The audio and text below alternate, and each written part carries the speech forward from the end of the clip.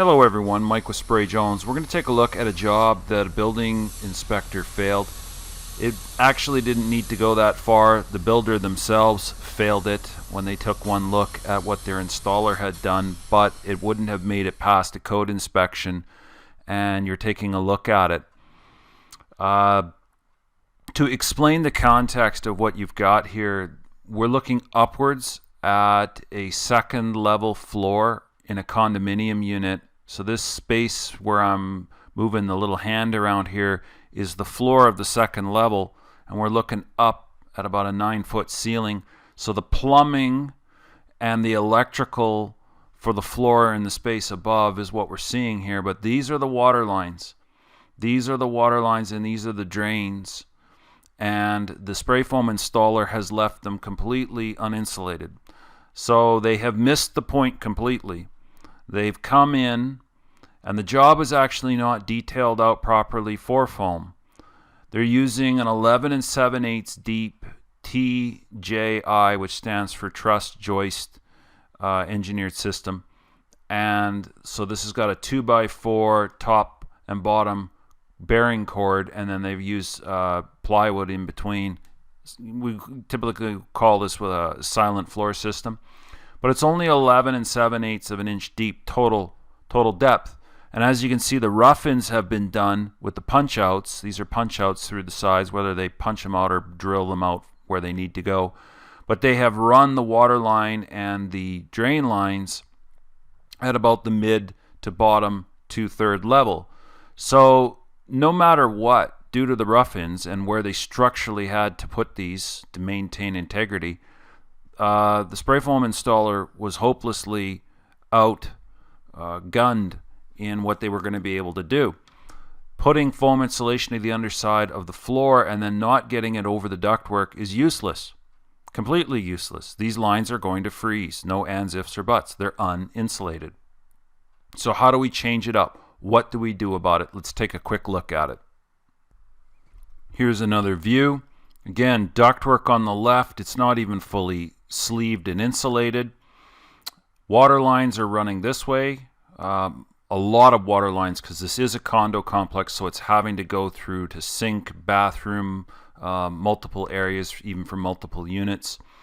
And then this jumbled up mess of wiring. Now the wiring is no big deal, but the water line, the drain lines, and then this ductwork is a major problem. The foam insulation, 3-4 inches thick, closed cell to the underside of the floor, has insulated the floor. The floor is now going to be more or less warm. You're not going to have a cold problem on the floor, but you're going to have a duct here that is going to condense and sweat the moment that hot air is traveling through it, because this will get cold and it will drip water, and it will drip water on the sheetrock, which will go here. These water lines will be completely blocks of ice. They'll be completely frozen. So we were brought in to first assess this, and we just rolled our eyes at it and just said, like, you got to start from scratch. They have failed the job. But it wasn't detailed properly. If the spray foam installer had arrived and saw this, it would have been a no spray. This duct sitting here like this, these water lines sitting across like this, it's a no spray. Why? Because you've got no way of getting your foam insulation around here and around this. You'd have to build it up so thick, no one's going to want to pay for it. So we're not coming in and spraying 5 or 6 or 8 inches of closed cell. Now you could argue and say, well, why not just compact and fill the whole entire cavity with open cell foam?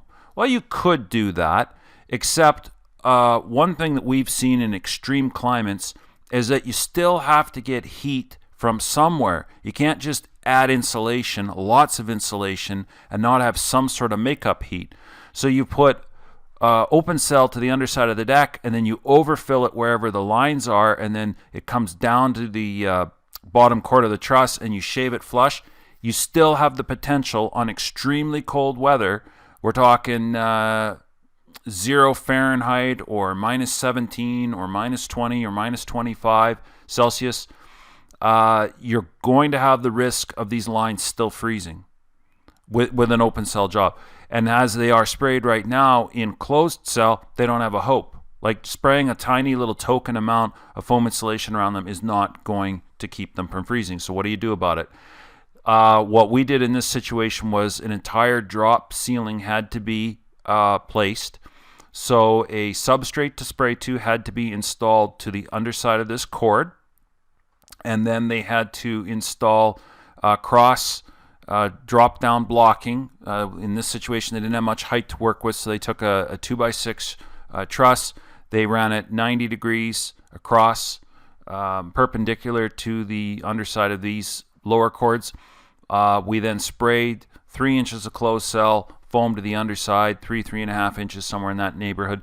And then what they did was they did some punch outs where they blocked this off with cardboard and allowed hot air to make it in the cavity from one side to the next, so at least they had some hot air circulating. They drilled holes and had the ability to circulate hot air from one end to the next. So how does one avoid this? How do you keep from this kind of calamity? You need to consult on the building stage of the project. Pretty clear that what happened here was a price per square foot, which is where all troubles begin, is monitoring only a price per square foot, was given based on the very rudimentary measurements of the space. The price was accepted and job awarded, and then no other conversation was had between the spray foam installer and the builder. Somebody probably just said, give me a call when it's ready, and this is what you get. You get the water lines, which you can see here being roughed in. You get a little bit of, you don't even have plywood blocking. They have cardboard that they've installed after the fact. Wires have been punched through it. I don't even know what went on over here. But this was never, ever built to be foam insulated, clearly. I don't know what the water line people were thinking. They weren't. Unless they're told to do something specifically, they're going to do what they normally do.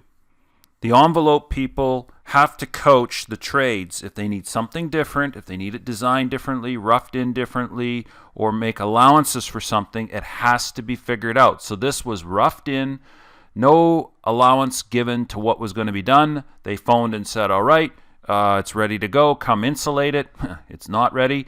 They showed up, and now this is the failure of the spray foam installer, not just the owner of the company, but the actual guy pulling the trigger. The guy pulling the trigger has absolutely no clue what they're trying to achieve here. He's just showing up in price per square footing, putting on some foam. That's it. To him, it's paint. It's colorant. Look at this water line over here, strapped to the side of the joist. A branch off line, going to a sink or something like that, teed off here. There's no way. You'd have to get this insulated on one side and on the other side. There's no way to get this the way it's been detailed. None. So it has to be designed for foam. You have to figure out where the placement of your water lines are going to be. If you can't move them higher to allow for more foam to get around them, more foam insulation, then you're going to have to do some sort of a drop-down ceiling system. Permit warm air to be circulated between your foam insulation and your piping and your floor. That'll keep your floor warm. You'll have a source rate of heat coming into the space, make up heat when it gets really, really cold outside, and all P-traps, water lines, takeoff ducts, you name it. Everything that is in the mechanical and plumbing system will be on the warm side of the insulation, and now your spray foam insulation forms a proper barrier. Now, if you do not have the right amount of overhead space, then you've got to take a look early on in the drawings. I had one individual come to me with a set of drawings, and I said to them, you have too much ductwork that needs to go into this space. You're going to have to do a drop-down ceiling. He told me, I can't do a drop-down ceiling. I need the full 12 feet of height for my car lift that's going to be going into my garage. And I said, then you need to go back to your drafts people and rework this, because you cannot get the insulation into the space without doing a drop system. It's just too busy, too much ductwork. He had a full kitchen and he had a full living space above the garage. It was going to be just jam-packed full of ductwork and plumbing. And I said, we need allowances to drop the ceiling down at least a foot so we can get the requisite amount of foam insulation. So he had to go back to the drawing board and figure out what he did. That's why you want to talk to professionals. That's why you want to talk to us or somebody else that's knowledgeable in their craft of what they're doing, and think ahead. It isn't just about the square foot price. It's about achieving a set of goals. So this is why this job failed. This is what we had to do about it. Learn and don't have this happen on your project. Ask questions, think ahead, know what you need to achieve. All right, we'll catch you on another video. Thank you for subscribing. Thank you for sharing this. Thank you for checking it out and commenting. We'll talk to you next one. Bye.